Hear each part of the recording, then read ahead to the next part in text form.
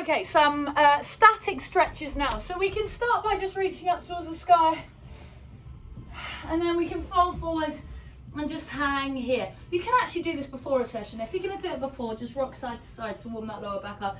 If you're going to do it after, then just reach towards the ground. Okay, now a strict forward fold. You're aiming to get your chest towards your legs. Now what this might look like at first is actually that your legs aren't straight. Slight bend in them allows you to bring your upper body closer to the legs. So now my chests are against my upper legs. And then as you get more flexible, you can start to straighten out from here. I'm not quite at that point yet. But, sorry, ignore the phone tune. It just means someone's at the door, but I'm off duty, so I'm going to ignore it. Okay, and now a standing stretch as well. We can take a big step forward, making sure those hips are facing forward. So toes are forwards, hips are forwards, and the legs are, imagine they're on a train track. You're not on a tight rope, you're not in line like this, you're on a train track. So they're remaining that hip width apart. I'm sorry, I can't even stop the noise of the phone either.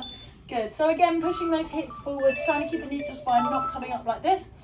Neutral position. Feeling the stretch down the back of the leg. And then you can try the other side as well. Just like so. Feeling the stretch down the back of that back leg. Okay.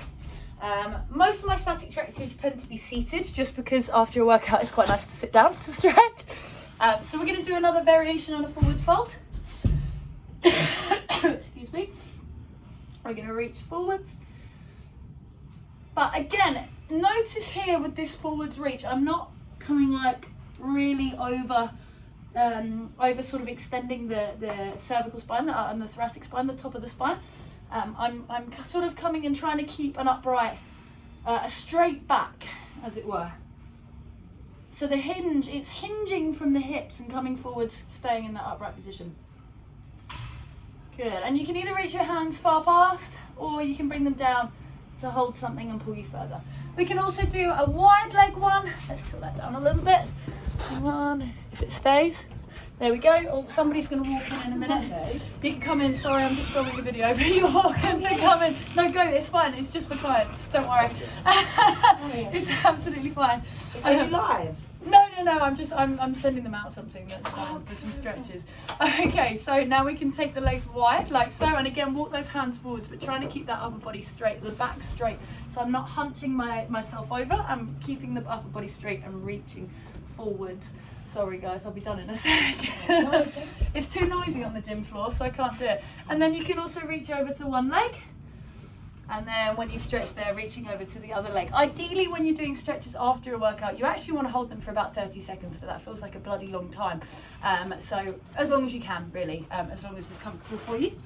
We can also bring one arm across the body to stretch out the upper back, just like so. We normally do this at the end of sessions because it's a nice, easy one to be doing.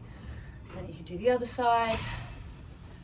We can do a tricep stretch, which means bringing the arm up and hand down towards the center of the back like so, and then taking the elbow and pulling across like this. Thanks guys, sorry. There we go, and the other side as well. If this is too hard, you can just push here as well. A really nice shoulder stretch I learned, it's called like a chicken one. I'm gonna kneel because you're probably better doing this standing up. So you imagine you've got a wing and your hand is sort of hooked on your side, and you're gonna bring the arm forward. Now if you wanna help it, you can pull it very gently. But see what I'm doing here? That's a really nice stretch for the deltoids across there. Good, lovely. It's fine, I'll be done in a moment, I'm sorry. There we go, and we can do the other side as well. Lovely. Excuse me.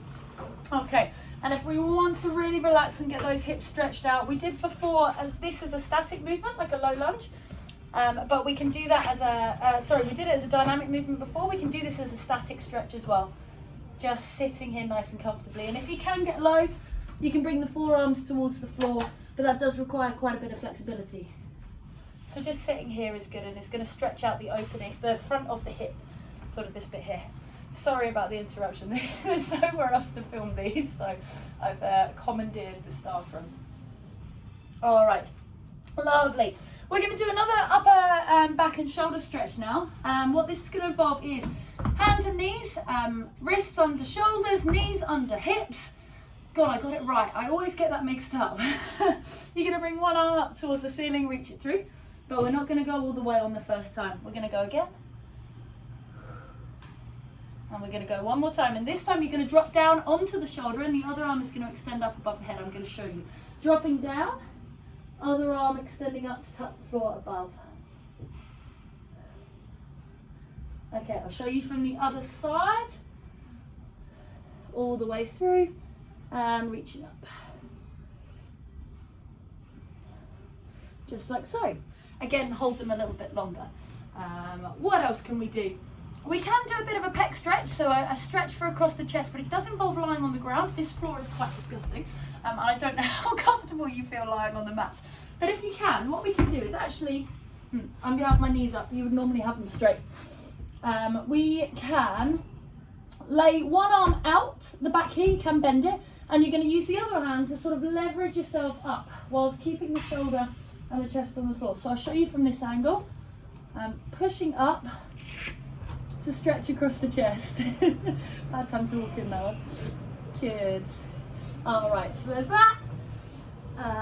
And then we have got our standard nice child's pose, stretching up the hips, reaching the hands. Try and keep the arms active in this one, so we're really reaching them forward. You can drop the head if you're comfortable putting it on the floor. That is what you're supposed to do, but it's whether you're comfortable doing that. Okay, and final little hip mobility stretch. You can do this as a warm-up again, but imagine your legs are quite wide. We're going to let the knees fall to one side, so everything is at sort of a right angle, just like so. And the aim is to get both butt cheeks and both knees eventually close to the floor. And you can do it the other side as well. You can change your positions around here too. If you want to lean back a bit, that's fine. It's just going to change the stretch slightly. I'm sure there are some more. Oh, and just quick wrist stretches as well. Pulling back and also very gently forwards like so. And we can do some for the ankles as well. Some of you, I know, have, limited. Oh gosh, sorry, I'm really not feeling too pretty today. Something for ankle mobility, which can help if we're doing like a split squat. We need some quite good ankle mobility to be able to keep that foot in that position. So what we can do is on one knee, bring the other forwards. We're going to come to sit back on that heel, and we're just going to fold forwards. So you'll feel sort of a bit of that ankle flexion, and you might feel a stretch in the calf as well. And you can just sit like this, nice and comfortably, just like so. Oh, and there is of course side bends as well and side stretches. So we can put one hand down, reach one hand up across the body, breathing nice and deeply as we do that, and then you can do the other side.